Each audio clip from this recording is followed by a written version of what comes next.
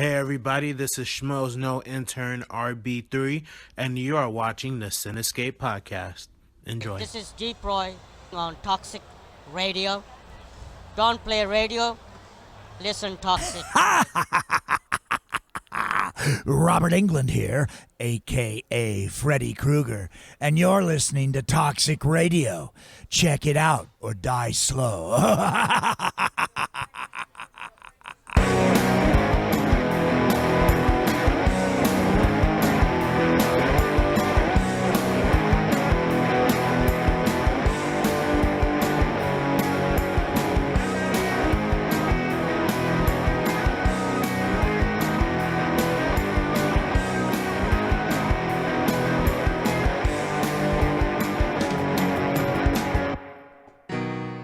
Welcome to the Cinescape podcast, where we're changing the landscape of movie and TV news and reviews. That's what we're doing tonight, isn't it? Is it?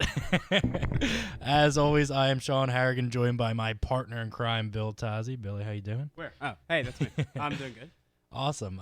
We have a stuffed show, I guess you could call it, a cornucopia of news stories to bring to you guys tonight.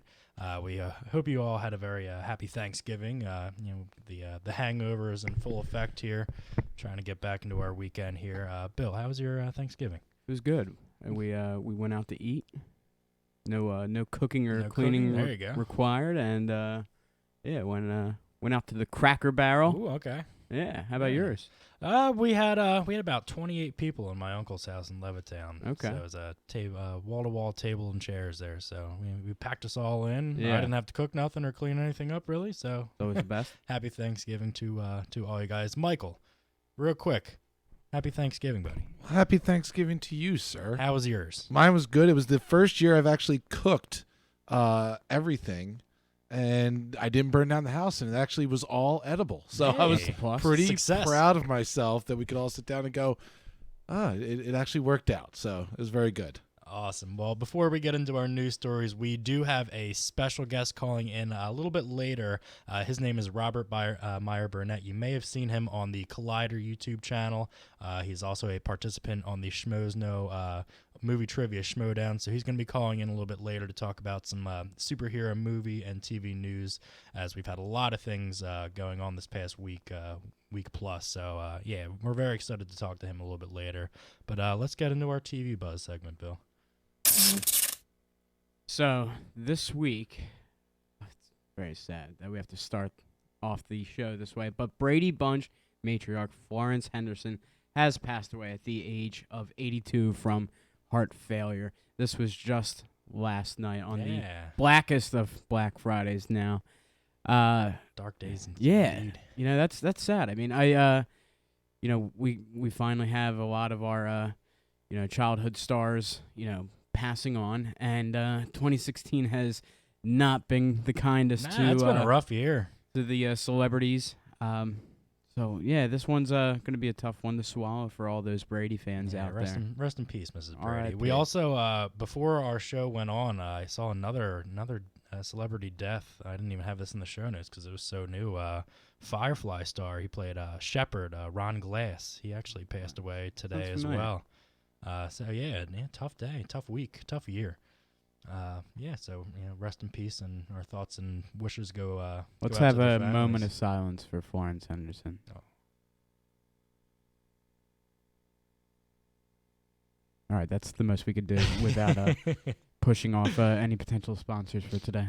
All right, our next story. Actress Michelle Yeoh, best known for her role in Yo! Crouching Tiger, Hidden Dragon, has been cast in the upcoming Star Trek Discovery series as Han Bo, who is the captain of the starship Shen Zhao. The series is set to premiere in May of 2017. Bill, as our resident Trekkie, what are you thinking about first of all, the series in general? Where are they building this place? Over in Hong Kong, huh? They gonna just import the Enterprise up into space into one of those big canisters or something?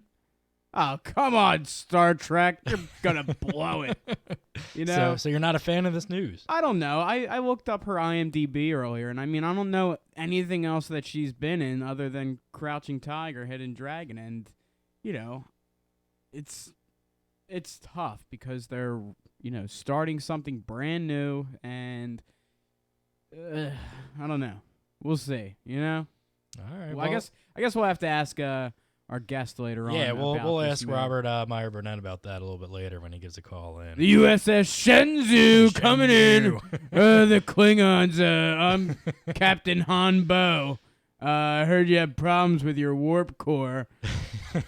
Now, reading a little bit about the series, I know they're going to premiere the first episode on CBS, but they're going to be switching it to their streaming platform there. So I'm not sure how well that's going to go over with fans, like especially if you're hooked to the show right on TV and you don't have that platform to watch it on. I see that going either one of two ways. Either, without it being on network television, you potentially risk losing a lot of that main Trek fan base that relies upon terrestrial television to watch TV and stuff like that. Or this is gonna be one of those experiments where they don't know how a new series, new project, and all that stuff is going to be received. So putting it on their streaming service to see how it works out.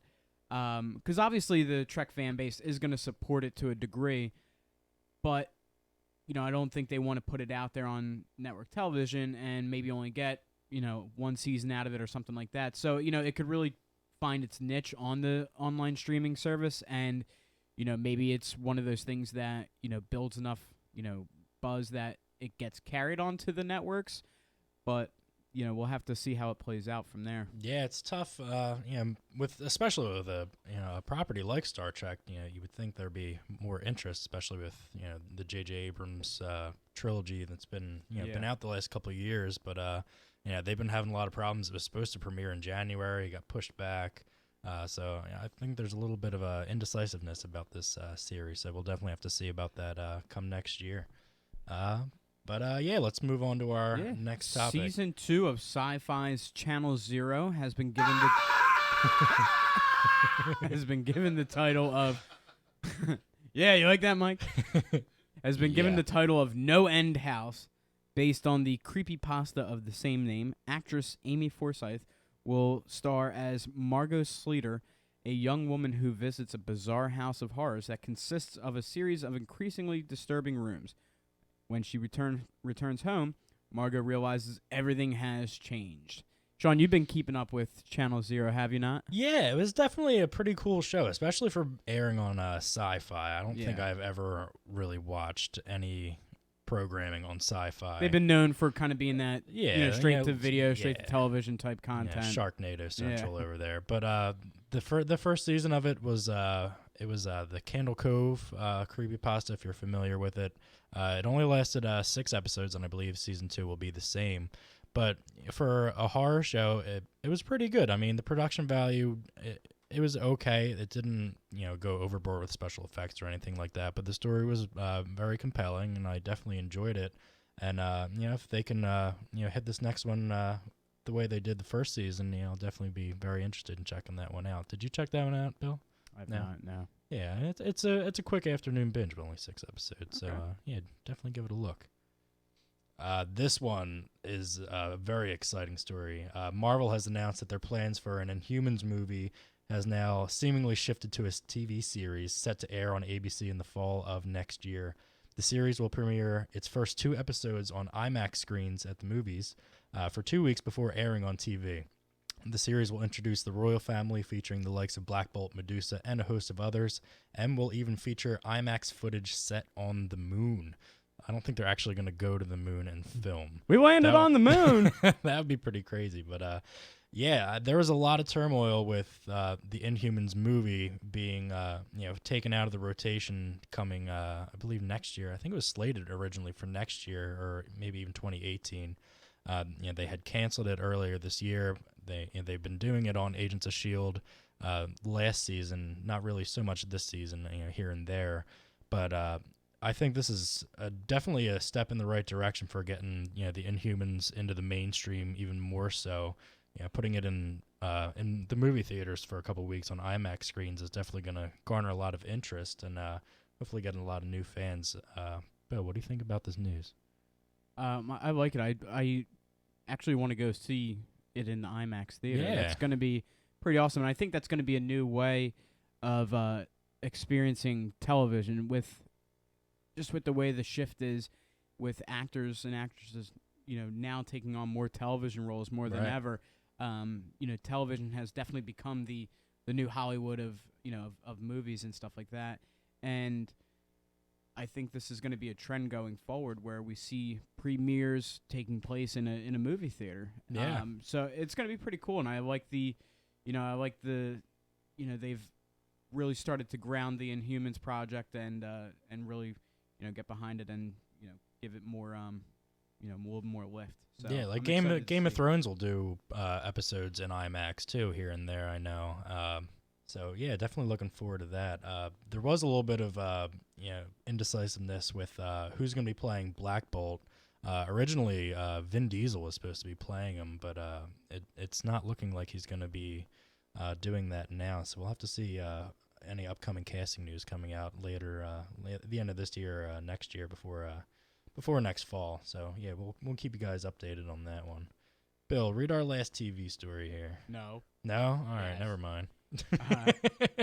Actor Greg Grunberg has been cast in a reoccurring role during season 3 of The Flash. Grunberg will be playing Detective Tom Patterson, an intimidating figure at the Central City Police Department, with an unwavering dedication to protecting Central City from the metahumans that threaten to destroy it.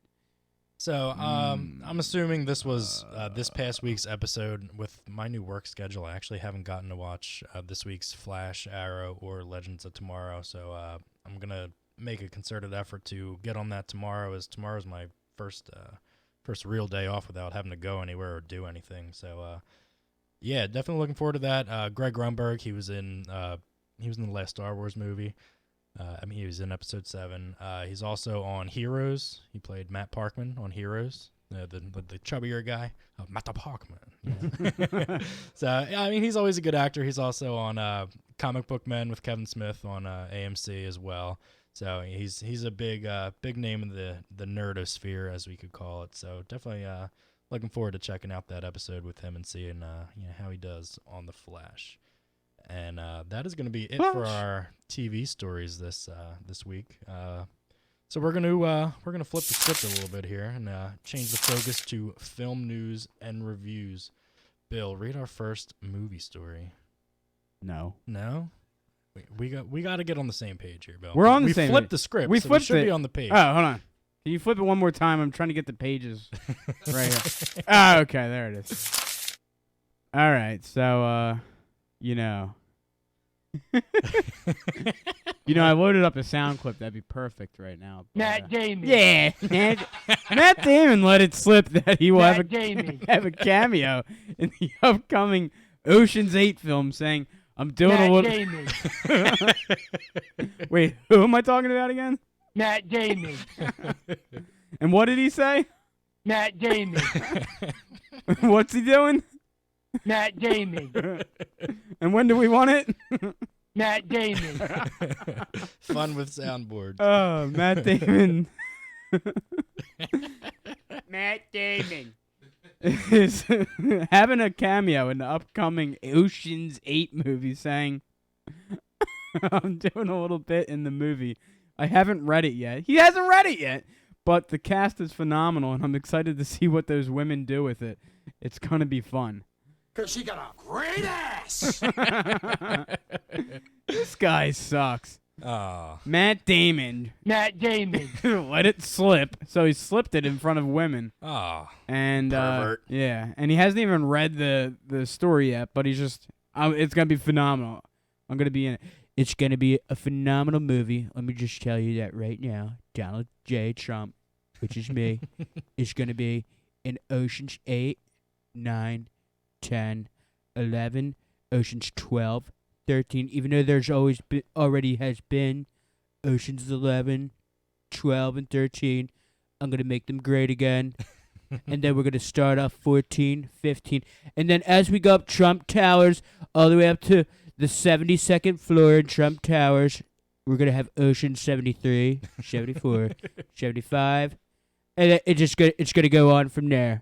All the way up to the top floor where it's going to be Oceans 89 and that's where the Mexicans are.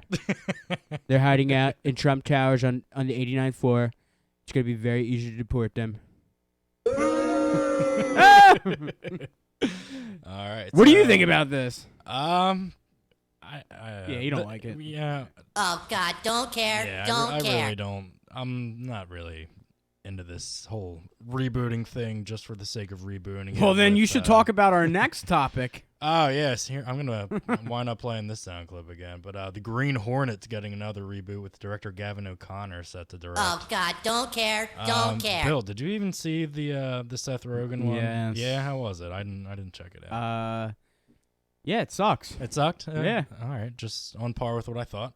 Yeah, I didn't hear It's too Seth good about it. Rogen bumbling around with a guy, an Asian guy Is who it the doesn't, dude from who doesn't speak much English, and that's the whole point of like, I am master. wasn't the guy from Harold and Kumar? No, No? some other guy. Oh, okay. Yeah, But just nothing noteworthy there. just- Nothing to write home about. it kind of it reboots the series from the 60s, and it kind of plays on some of those stereotypes that like here's a white man who's rich and stuff like that, and his Asian So like servant, a servant, his manservant. but he has a certain set of skills that. That's exactly what Doctor Strange did a great job avoiding with Doctor Strange and Wong, because in the comics, Wong is his manservant, and they definitely veered away from that, having him be more like a teacher to him. Well, and the whole thing with the Ancient One, they casted a Yeah. white woman. yeah, there's some backlash with that. because they didn't want to they ended Stereotype up but again. they ended offending. You just people. can't. It's two Yeah, in right. one hand, half dozen in another. You can't get away with anything. Mm-hmm. All right. I lost my thing. Well, Here's another good one. Speaking of reboots, another Robin Hood reboot is set to arrive on March 23rd of 2018, starring Taron Egerton as the titular hero. I like him. I do too. Yeah. Jamie Foxx as Little John. They should have just had Little John as Little John. That would have made more Yeah. sense. What? Jamie Dornan as Will Scarlet and Eve Hewson as Maid Marian. The film is said to boast gritty battlefield exploits, mind-blowing fight choreography, and a timeless romance. Our favorite newest producer, Leonardo DiCaprio, is signed on as one of the film's producers. Going off of the... Who did that one? Not What? Ridley Scott did that last Robin Hood Yeah. one. That movie was so goddamn boring. I mean, gritty battlefield exploits and mind-blowing fight choreography. I mean, you could have two guys whacking each other with plastic swords in this movie, and that would be a lot more exciting than that last one. I don't think they did a good job with that last one. So hopefully, with Taron Egerton from Kingsman and all, this should be a little bit better. Yeah. It's definitely not going to be like Robin Hood Men in Tights, that quality. But what do you think about this news, Bill? I like it. Like I said, I think Taron Egerton's gonna be an up and coming star, and we're gonna see him in more and more each go. Jamie Foxx, or did you say Jamie Foxx? Yeah, Jamie Jamie Foxx. Foxx. As Little John, that's gonna be interesting. Yeah. But he could have played Achu. yeah, God bless you. God bless you. No, that's my name. That'll be good. I mean, you need a good supporting character like that, and what better actor could you have than Jamie Foxx in the role? And Leah behind the scenes of everything. I think from what it sounds like, Leo's starting to take more of that behind the scenes role. So maybe Hopefully he's not too busy with Captain Planet. Yeah, which I can't wait. I know, I can't wait either. But yeah, it sounds like a good move, and I'm excited to see it. Got to wait over another year though for it. Yeah, so we'll check that one out when it comes out. Another here we go. Winnie the Pooh. Another I think this will actually be the first Winnie the Pooh movie. A Winnie the Pooh live action film is in development with Mark Forster set to direct. The film is currently titled Christopher Robin and will follow the story of the character of the same name who will be an adult in the film. I thought it said adult film. No, it will not be an adult. Which will be an adult film. Christopher Robin. Billy. Yeah, they're really going in a different Winnie direction. and the Pooh. I think from what I was reading about this story, Christopher Robin's going to be like a Punk he's bitch. going to be all grown up. He's going to be like a businessman, and he's going to like rekindle his. I'm a businessman. his I ain't got Pooh time for stuffed relationship. animals. So Yeah, I mean that'll be a fun family outing. I think from what it was saying, it's gonna go like the animation style, like the the CG and live action hybrid. It's gonna be like Paddington, how that looked when it came Never out, saw it. or Ted, I guess, Okay. along those lines. Bill, how excited about a Winnie the Pooh movie are you? I would have been excited if I was like 8. Oh man, I loved Winnie the Pooh when I was a kid.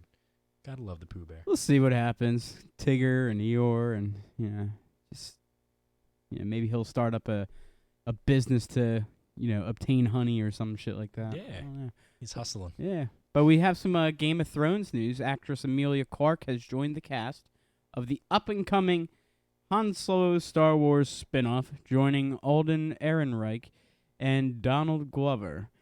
Her role has not yet been revealed.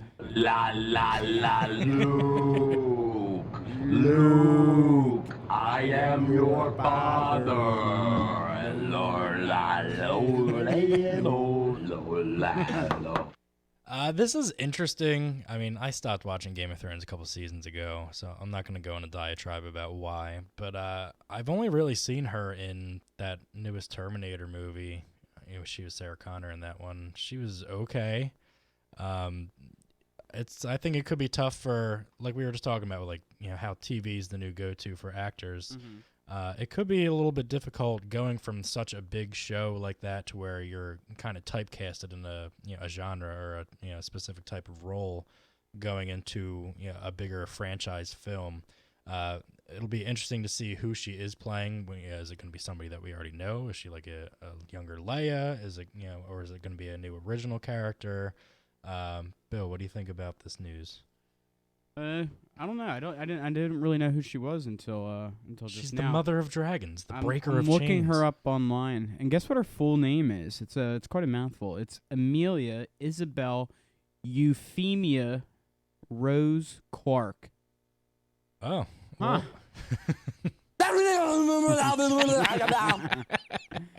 Yeah, what he said. Yeah, I don't know. I've never really watched Game of Thrones that much. I'm trying to see if I know her from anything else. But, Yeah, the only other thing I saw her in was that was it Genesis, Terminator Genesis, and that what she was in? movie was terrible. Did you see that? Yeah, it wasn't good. And they spelled Genesis wrong. There's no Y in it. Terminator Genesis. I think they should. What they really missed out on was having the band Genesis do the soundtrack for that movie. I think that would have been Where really, they terminate Genesis. Yeah, that would have been very meta in a way. No, they killed Phil Collins. Phil Collins is the T-1000 in Terminator Genesis. Terminator Genesis. Earlier, a couple shows ago, we talked about our cup. Oh, I got that one. Yeah, a couple. We talked about how Deadpool 2 lost director Tim Miller a couple weeks ago. But what they gained back. Well, they gained a new director, Exactly. in David Leitch, who Which I like. was one of the directors of John Wick, I the like first John Wick movie. Like it. So he is replacing Tim Miller after he left the project due to creative differences. If we're going to go along the lines of how the style of John Wick was, which is a very action-centric movie, those fight scenes and shoot 'em up scenes were so fun to watch. I can't help but be very, very excited to see how he relates that to Deadpool. Yeah. Absolutely. Yeah, that'll be a lot of fun to see. Bill, any other thoughts? Anything I missed on that one? On the John Wick thing? Yeah. No, but I do like the move. I'm a big John Wick fan. I really think that was one of the best movies in that action category to come out in quite some time. Just the style of it, it really took that Hitman type feel and brought some some lighter moments into the mix to kind of not just make it feel like it was a shoot 'em up movie where all right, this guy's just blasting people They made away. you care why. With Yeah, the exactly. dog. Yeah, that was sad too. You don't take a man's dog and kill him. Took his dog. Took him down. Took her. Broke his jaw. So I'm excited to see how his touch is going to be on that movie. But yeah, And I'm excited for John Wick too. yeah.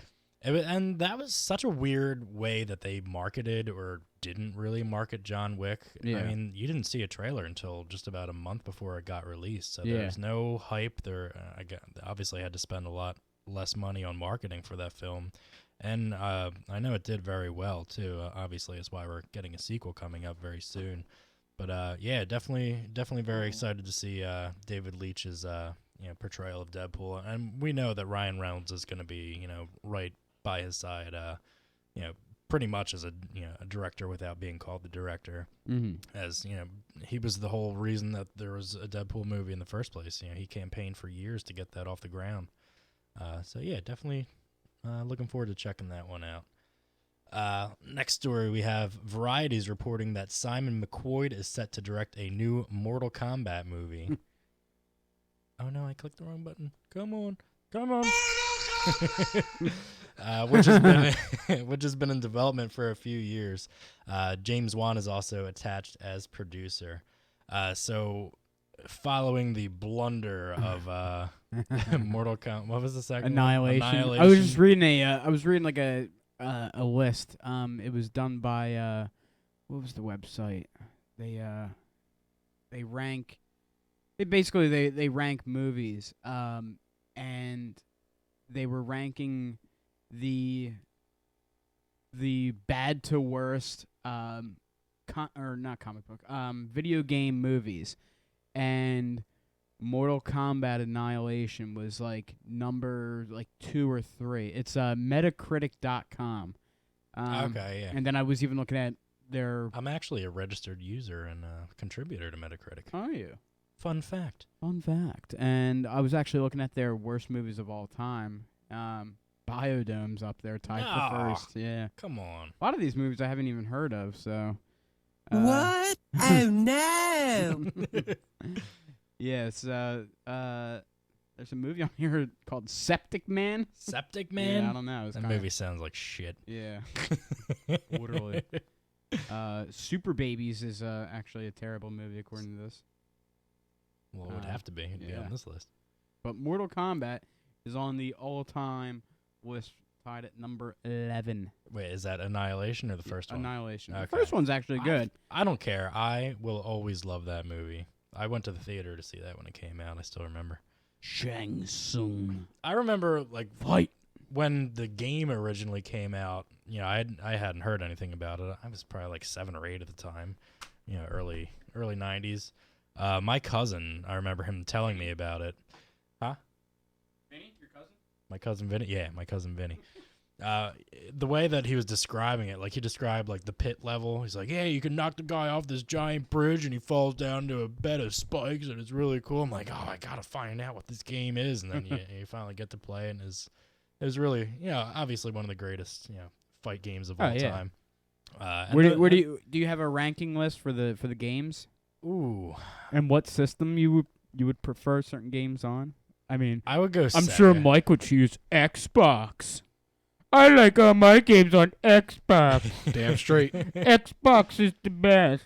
In terms of system to play them on, I'll go Sega first. Sega. And then I'll go PS1.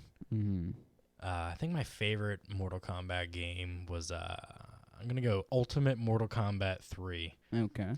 And I still remember. I remember Mortal Kombat 2 for Sega. I still remember. Who's your code favorite for it. character that you would play with? It was always Sub-Zero. Really? I like Sub-Zero. I like it a lot. Now, I can understand Sub-Zero in the original games, but don't you think moving forward though Sub-Zero is like a cheat character just cuz the way that his moves are and the way that they were refined over the series of the games, he's a cheat character, don't you think? The ultimate cheat character is Noob Saibot. Noob Saibot. He throws that smoke cloud at you and you can't do anything for a couple seconds. Noob Saibot. You know where his name originated, Bill? Noob Saibot, however you pronounce it. It's if you put them the reverse way in order, it's actually the game developer's last names. Tobias Boone. Tobias Boone. That's What his about name. Ermac? I was reading a bunch of facts, Mortal Kombat facts. This is not very recently, but how some of the different characters came about. Definitely interesting reads, if you're a gamer or a nerd or just like reading really interesting, cool things. Ermac sucks. Rain sucks. I forget which one of it. One was just all, or really all of them they did after Scorpion and Sub-Zero. They just took the color palettes and changed them. Cyrax and Sector. Sextor. I still remember the button code for Sega for Mortal Kombat 2 is back, down, back, forward, down, forward, back, back, forward, forward. I think it's like the fatality, like the cheat list. So we got one more movie story. Our friend of the show, Robert Meyer Burnett, like I said, will be calling in about 5 minutes. So we'll get to ask him some questions, especially superhero related, as he is a big nerd. Sweaties, as we call them in the nerdosphere. So we'll get to talk to him in just a few minutes. But our last story, actress Angela Bassett, you can see her in the last few seasons of American Horror Story, has been cast in Marvel's upcoming Black Panther, playing T'Challa's mother, Ramonda. So this cast for Black Panther is really stacked with the quality actors that they have, and they're really doing a good job of keeping it to a Black actors, Dave Chappelle. All right, we'll go there. Black actors. I was going to say predominantly African American cast. I was making a Chappelle Show reference there. PC remember when Chappelle and Wayne Brady were hanging out? Like, black actors, Dave. Black actors. You want to smoke this, or we got a problem? If you do not smoke this, we have a problem. PCP, Angel Dust, Sherman Helmsley, Love Boat.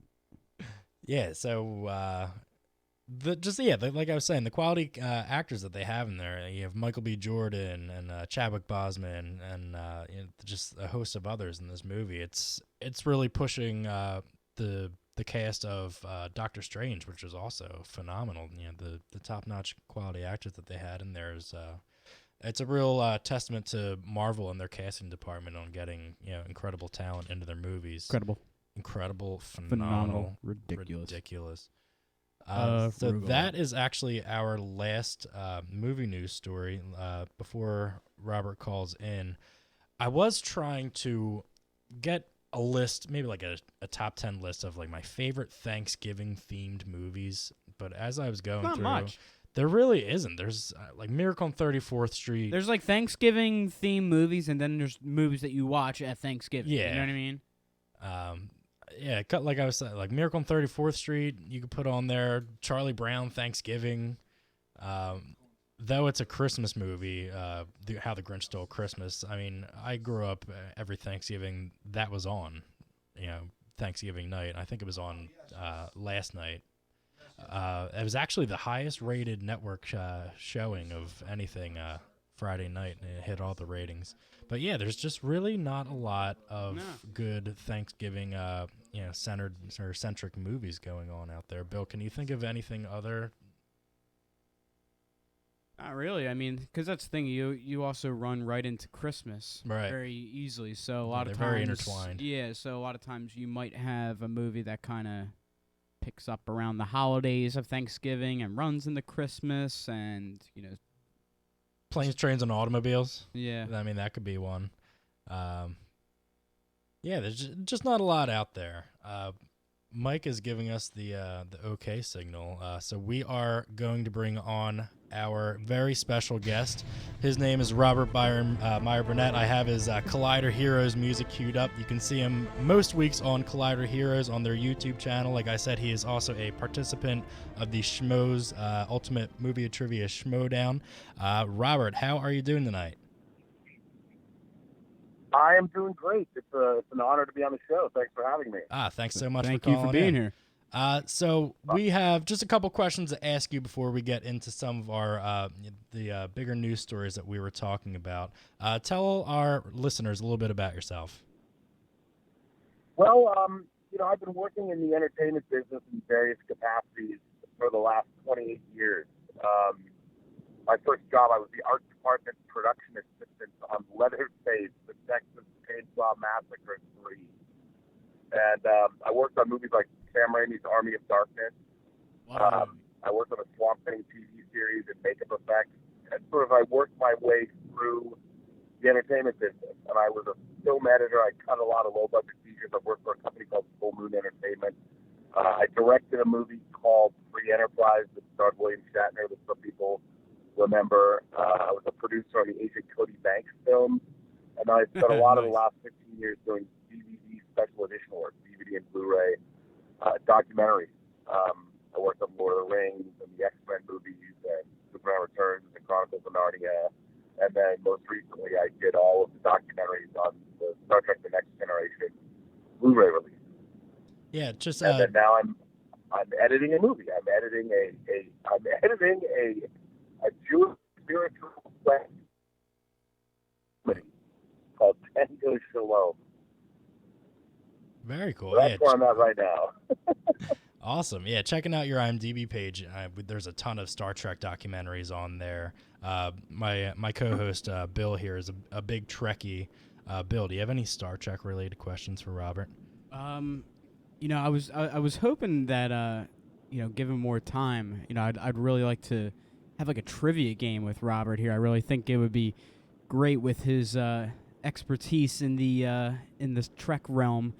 I don't know. I've felt like before this show, I was like, it'd be great to see if Sean could maybe square off with Robert here with some trivia or something like that. But I know we're kind of pressed for time today. But I mean, for me, Robert, I've always been a huge Star Trek fan. I think for me, it started when I was a kid and I was sitting in front of the TV watching. They had shown the 25th anniversary Star Trek special that was on TV. Sure. And, it kind of just really took me back because I didn't know Star Trek up until that point. And, I got to see these actors and I got to see, space and the adventures that Star Trek really brought forth. And, from there, that's when I really got into it and got to see what Star Trek was all about. And so ever since then, I've been, a big fan of the series, minus... Do you have a favorite? Do you have a favorite of the series? Favorite series? I grew up with Next Generation. Sure. But, as I watch more episodes in syndication anymore, I really like Deep Space Nine. I feel like if they were to continue making movies, when they were making movies in the late 90s, the whole end of the DS9 series with some of those overarching stories, would have been great to really move on to the big screen, with the Dominion War that they were doing and stuff like that. I felt like, those would really have transitioned well onto the big screen. What do you think? I totally agree with you. I'll admit this publicly. I'm a huge fan of Star Trek novels. Yeah. I've read Star Trek novels since I was a kid, and they've done a really great job continuing the universe in novel form, both with the Deep Space Nine crew and Star Trek Voyager. There was an incredible series of books by a guy named David Mack, who's one of my favorite Star Trek writers, the Destiny trilogy. I can't recommend it. Epic science fiction trilogy that involves all the characters, and it deals with the Borg send 7,000 Borg cubes into the Alpha Squadron. Oh wow! And it's all about what happens, and it's so cool, so great. So you still there, Robert? Continuing the stories of Next Generation, Next Generation, and Voyager. So they're great. But yeah, I agree with you. I'd love to see a Deep Space Nine movie. I think they should do it down and dirty, gritty.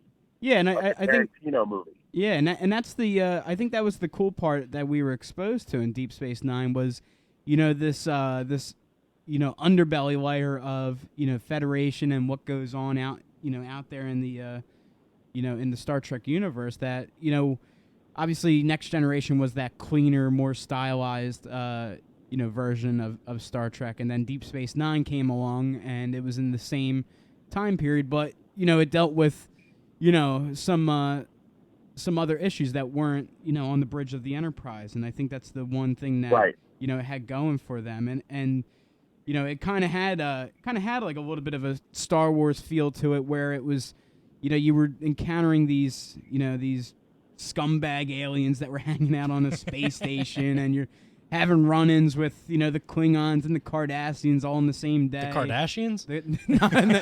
Yeah, the Kardashians are taking over. Yeah. With the Star Trek movies, they've made 13 Star Trek movies, and they're all literally about the same thing. They're all about the Starship Enterprise and her command crew. Right. You have 9 movies set with Kirk, Spock, Uhura, Chekhov in 2 separate universes, and then you have 4 movies with the Next Generation crew, but it's still always about the Enterprise and her command crew. Right. And the Star Trek universe is such a rich place to explore that you could make all kinds of different kinds of movies in a Star Trek universe if you wanted to, but unfortunately, I don't think that it's understood that that's possible. And Robert, at least the powers that be, when they're spending $200 million on a movie, they have to do something that's absolutely familiar. Robert, and now given the success of the Marvel Cinematic Universe, and given what we were just talking about with the television series and how they translate the movies, what do you think the success would have been like? Had we had a shared universe of movies with Star Trek, considering we had Next Generation, Deep Space Nine, Voyager, all out, with, overlapping one another, but within, a little over a decade of one another, how cool do you think that, a shared universe of movies would have been, and what do you think that would have done for the franchise? Well, unfortunately, I think Star Trek has always been sort of a niche thing. Yeah. At the height of its popularity, the height of Star Trek's popularity probably was in the early with the 2-part or 2-hour finale, all good things, and then the Generations movie soon after. That was pretty Star Trek was at its peak popularity, perfect for culture Time magazine. And I think that Star Trek always. I don't think Star Trek has the mass appeal of, say, the Marvel Cinematic Universe, because even though I got into Star Trek when I was a kid, Star Trek is a pretty heady, intellectual franchise. Yeah. I don't think it will ever have the popular appeal of Star Wars or the Marvel Cinematic Universe. I mean, and that's been proven time and again. Even the new J.J. Abrams produced Star Trek stuff, they've made money, but they haven't made the kind of money of other franchise properties, even though they've tried. I mean, Paramount would love to have the same kind of success they have with the Transformers films that gross $1 billion. I mean, a franchise, a successful franchise now, really has to make between $500 million and $1 billion to be considered truly successful. And even when they're making, like, Star Trek Into Darkness was a hugely expensive movie, and they really pushed.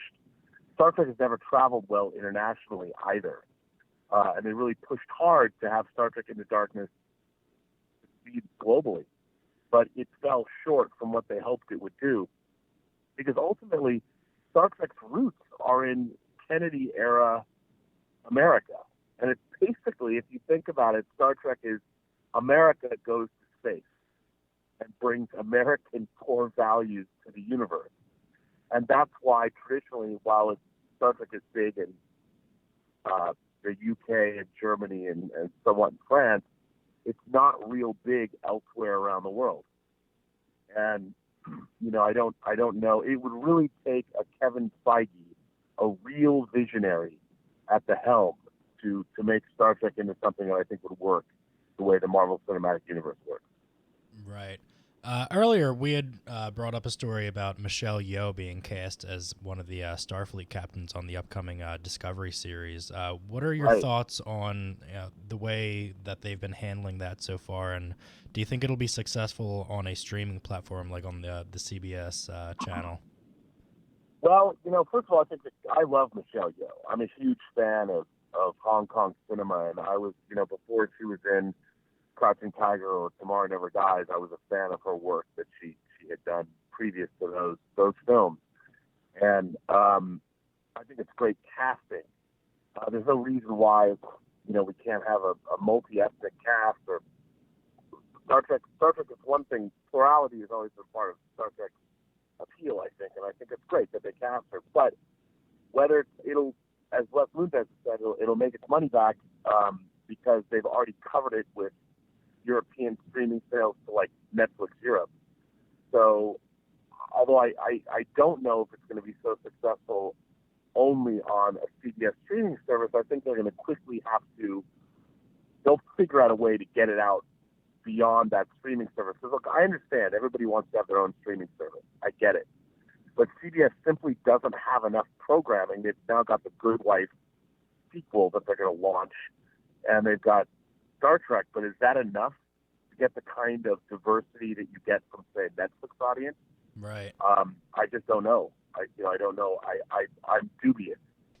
As to the series, I was really excited about Brian Fuller. I think Brian Fuller is a tremendous visionary, and what he did with Hannibal, he took an existing franchise, the Thomas Harris books, Red Dragon, Silence of the Lambs, Hannibal, Hannibal Rising, and then the 5 films. We were very familiar with that mythology, and yet he went back to the source material, and he was able, and the movies, and he was able to create something that was brand new and really exciting, a different take on that material. And I was really looking forward to him shepherding that, but doing the same thing with Star Trek. And unfortunately, for whatever reason, caused him to pull back as showrunner.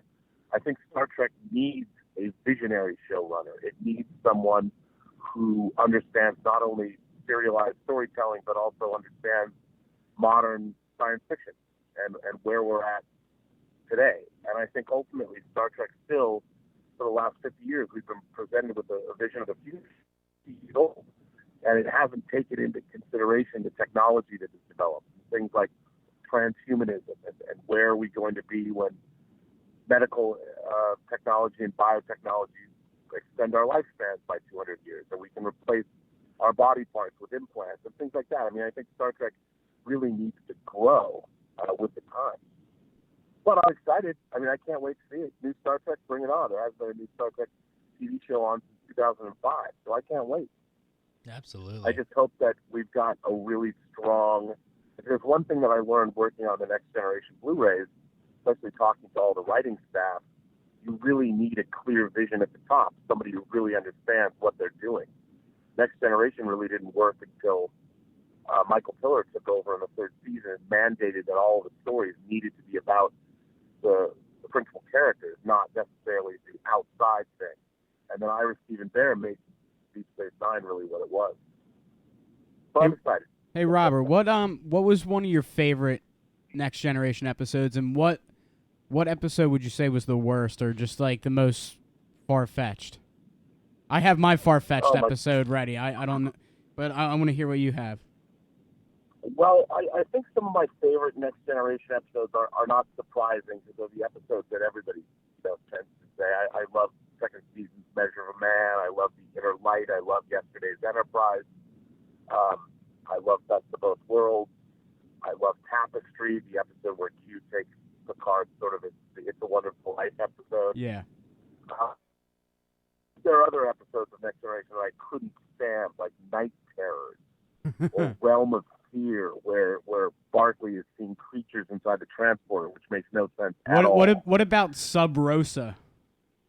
Oh, well, Sub Rosa is probably one of the worst, not only of Next Generation, but one of the worst episodes of science fiction television ever. Thank you. And when we were doing it's the bodice ripping, ghost rape,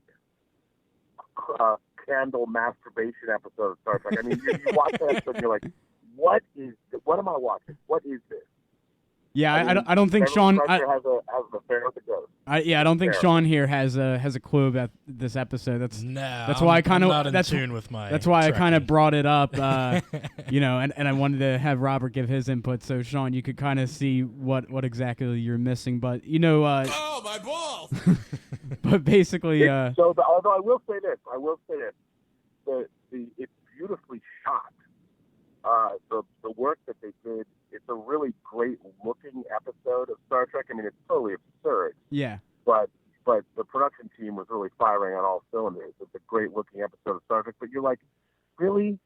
It's the most non-scientific, silly episode ever. Yeah. But the fact that it exists and we can make fun of it mercilessly 25 years later says something. Absolutely. I love it.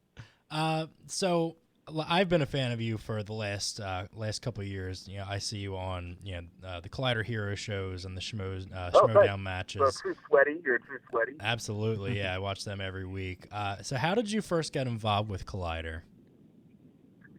Well, it's interesting. I've known John Schnepp for a number of years, and the LA sort of genre community. And when I say that, there's definitely a community in LA of people that love science fiction, fantasy, and horror that are all working away. We're workaday journeyman people that were producing TV shows, but we're also or movies or visual effects.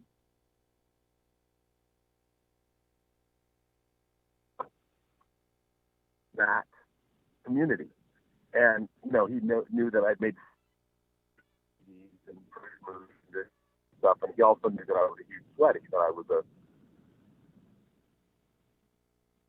I went for 25 years. I went and bought comics every in LA, and he asked me to be on the show once, and I was like, oh, okay. It was new, and I figured, okay, I'll go on the show, see if I have something to offer.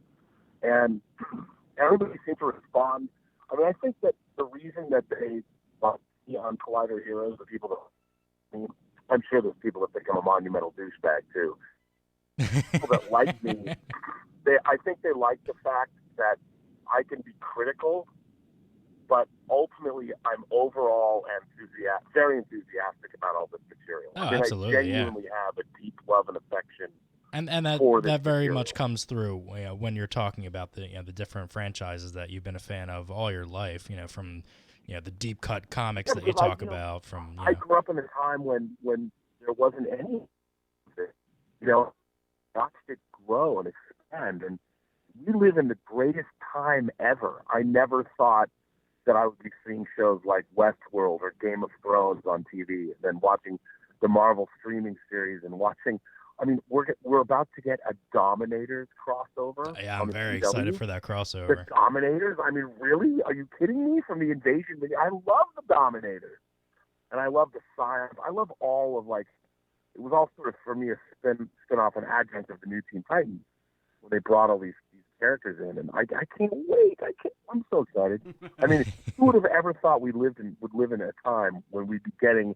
I just finished reading the new novel, Rogue One, the prequel to Rogue One, and we're getting another Star Wars movie about stealing the Death Star plan. I'm still reading Life Debt right now. Great times.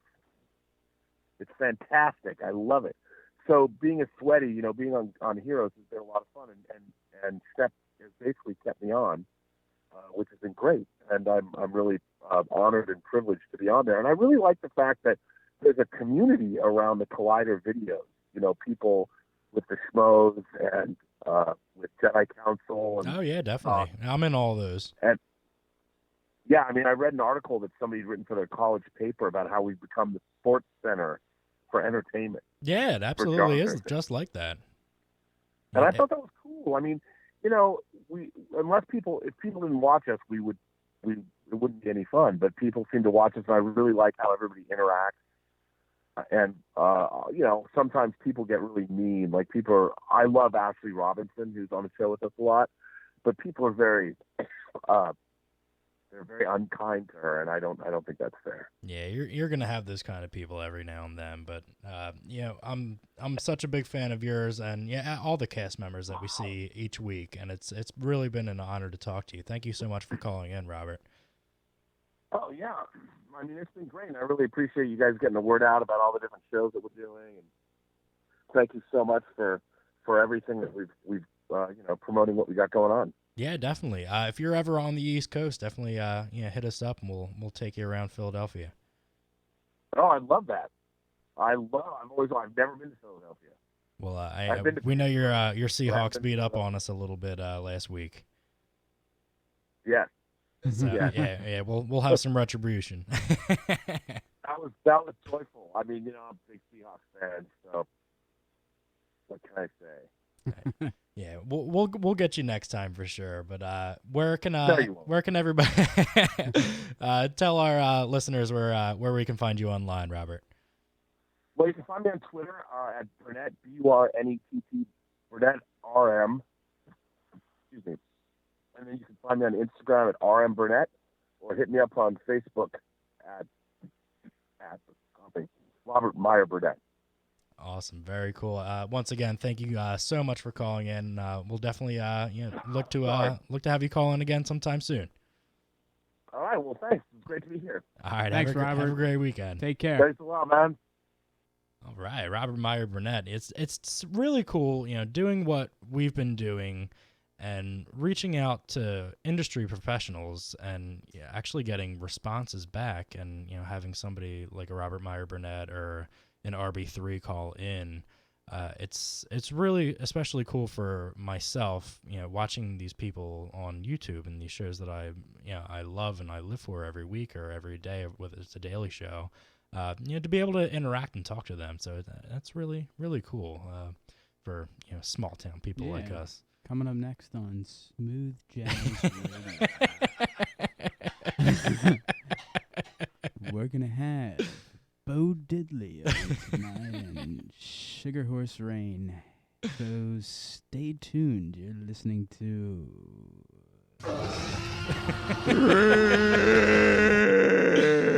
All right. Well, we do have just a few minutes left. We're actually gonna take a Twitter question. Ooh, Twitter. Is it a tweet? Yeah, I've been trying my best to get people to ask us questions. Obviously, because we know every single thing about every movie and TV show that's ever been created. Absolutely. So I have a question from Sideshow John 36 on Twitter. And he asks, why didn't the universe implode when Doc Brown met his double in Back to the Future 2? I brought this up to you just before we went on. We didn't really get to talk too much about it. I have a couple of possible answers, but I wanted to see what you thought about that first. I feel like I need to pull up the clip here and take a look. Just for the people watching and listening, 2, right? Back to the Future 2. So the scene that Sideshow John is talking about is, obviously Doc Brown does go back, and he's in the same parking lot as where he was doing the original. It's the one where he sees himself doing the experiment, right? Yeah. Okay. So, our Doc Brown sees his past version, and he wants to know why the universe doesn't implode, as that's one of his rules. Don't let your past self see you, because they'll have dire consequences, or whatever the quote is. As you're checking it out, I have two thoughts about this. One is kind of a cop-out answer. If the universe imploded, the movie would end right there, and you never get anything else. The plain and simple answer. It's kind of shitty, but very basic. The other one, just from checking out the clip again and going over it, this could be kind of wishy-washy, but the future Doc Brown sees the past Doc Brown, but it's not reciprocated because he does try to hide his face and his identity from the other one. Right. So maybe the thinking behind it is that they both didn't acknowledge each other. Each other's existence. Right. So maybe that's why there was no... Well, also, doesn't this take place in the alternate 1985? It could be another timeline, Not the too. same 85 timeline that Exactly. originally sent them there. Right. So that's another thought. But then also, why would we say the universe would implode upon itself based off of, Well, he said there would be, I forget exactly how he words it, but he says, existence would, cease to... A time-ending paradox would have taken place. But if you're going to question anything in that movie about two people seeing each other, that part isn't that detrimental because... past Doc doesn't see him really. He just hands him a wrench and whatever. The bigger one is when they go into the future and Jennifer sees herself as the mother. They actually look at each other and go, I'm old, I'm young, and collapse. Yeah, so take that. That was more of a what's your name, number 36? That was more of a detrimental meeting in the timeline. Yeah. Even though it was in the future, not in the past, but still that meeting when they saw each other, that if there was going to be anything, that should have been it. Right. I mean, I wish Robert Meyer Burnett. Robert Meyer Burnett was here still right now, so he could probably suggest what Star Trek 4 brought about was when they slingshotted around the sun to go back into time, only to steal a pair of humpback whales and bring them back to Earth to save Earth against a world-ending probe that was destroying Earth's oceans. Or it's like when Superman flew around the world to spin it backwards to reverse time too. That kind of thing. But also, when Biff goes back in time, Well, He takes the almanac. young Biff, the almanac, it's not even a meeting or just seeing each other. Yeah. They talk, they interact, they Right. drive together. He hands them things. Yeah. So So make like a tree and leave. So the answer is because this is what I tell my fiance all the time. Why did this happen, or why didn't this happen? Because it was in the script. That's why. Cop out answer. Dun, dun, dun, dun, dun, dun, dun, dun. That is going to be it for episode 7 of the Cinescape podcast. For myself, Sean Harrigan, I just want to say thank you for everybody checking us out tonight. Bill, thank you for being here as always. Yeah. Mike, thank you for doing a bang-up job over there producing the show. I do what I can. Thanks for picking your nose over there. Put your pants back on, Everybody too. does it. Yeah, why are especially- you wearing pants right now? I'm not wearing pants. I know. That's why I said, why aren't you? What I thought this was no pants weekend. Oh. And Well, don't call me you- out for picking my nose. Everybody does it in the car when they think nobody's looking or going down the highway. Golden rule, a booger picked is a booger flicked. There you go. I'm going to There leave you a go. booger right here on the microphone for whoever's here next. Good. It's not mine. Yeah. And also, one big additional thank you to Robert Meyer Burnett for calling in. It was very nice to talk to him. We did have a little bit of phone issues there, so he was cutting in and out a little bit, but deal with it. When I hear his name, when I kept hearing his name, I just kept thinking in my head, Bristol Myers Squibb. You know that company?